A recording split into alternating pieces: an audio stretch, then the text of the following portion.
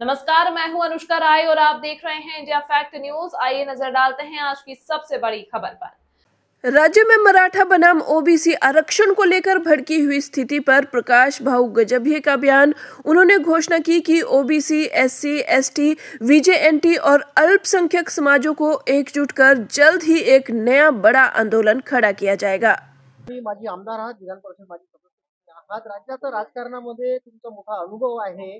राज्यामध्ये एकंदरीत आरक्षणाचा प्रश्न पेटलेला आहे। कधी मराठा समुदाय ओबीसीच्या कोट्यातून आरक्षण मागतोय, तर कधी मराठ्यांना ओबीसी मध्ये घालू नका याची ओरड ओबीसी समाज करतोय। दुसरीकडे एसटी वर्गाचं वर्गीकरण करा अशी एक ओरड आहे। तुमचं मत काय?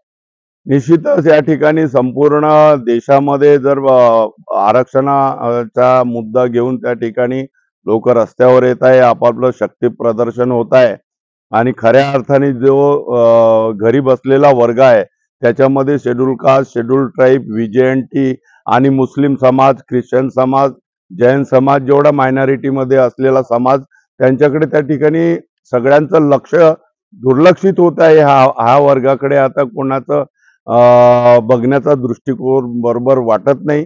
त्यांच्या आरक्षणाविषयी कोणी बोलत नाही, मुस्लिमांच्या आरक्षणाविषयी कोणी बोलत नाही, जैनांच्या आरक्षणाच्या विषयी कोणी बोलत नाही। बौद्धांचा प्रश्न एवढ्या वर्षापासून त्या ठिकाणी प्रलंबित आहे, त्याच्यावरती कोणी बोलत नाही। त्या ठिकाणी ट्राईब, शेड्यूल ट्राईबच्या या म्हणजे या प्रवर्गाकरता सुद्धा त्यांचं दुर्लक्ष आहे।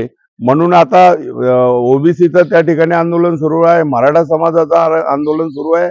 एकट्या बाबासाहेबांनी सर्व समूहाला आरक्षण मिळायला पाहिजे म्हणून त्या ठिकाणी त्यांनी तारेवरची कसरत करून पूर्ण लोकविरोधात असताना सर्वांना न्याय देण्याचं काम डॉक्टर बाबासाहेब आंबेडकरांनी केलं। आता कुठेतरी बाबासाहेबाचं नाव लोक घेत आहे, घरी फोटो लावत नाही, ही वस्तुस्थिती आहे। म्हणून सर्व समाजाच्या लोकांना या ठिकाणी एकत्र करत असताना या प्रवर्गाकडे दुर्लक्ष तर होत नाही, हे मोठं प्रश्नचिन्ह त्या ठिकाणी तयार होत आहे।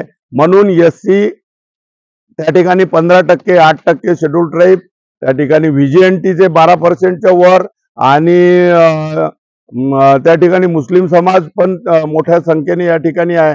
म्हणून यांच्याकडे दुर्लक्ष होऊ नये म्हणून हे 45%च्या वर हा समाज आहे।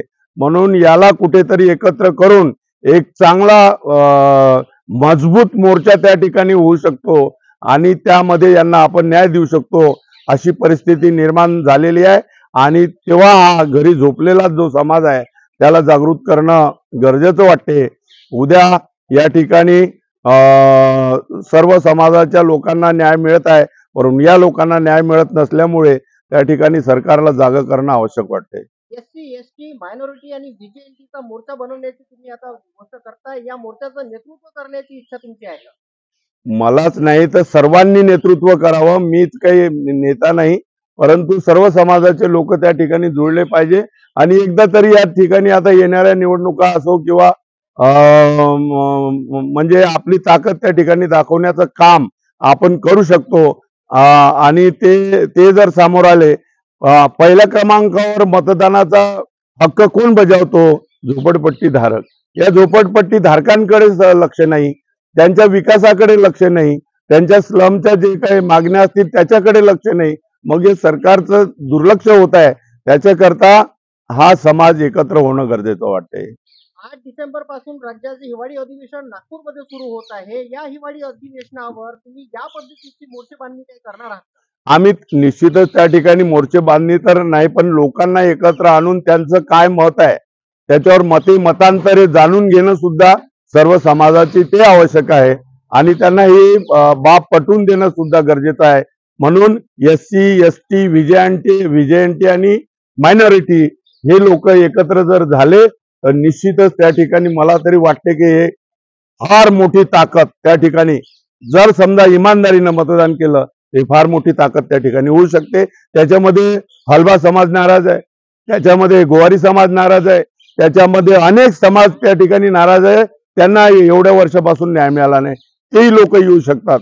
म्हणजे सर्व जो गरीब समाज है त्या गरीब समाजाला एकत्र आणण्याचा प्रयत्न त्या ठिकाणी झाला पाहिजे।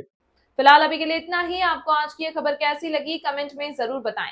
यदि आप हमारे चैनल पर विज्ञापन देना चाहते हैं तो नीचे दिए गए ईमेल आईडी या कॉन्टैक्ट नंबर पर संपर्क कर सकते हैं। इंडिया फैक्ट न्यूज से जुड़ने के लिए हमारे पेज को लाइक और सब्सक्राइब करना ना भूलें। अगली खबर तक के लिए फिलहाल मुझे दीजिए इजाजत। धन्यवाद।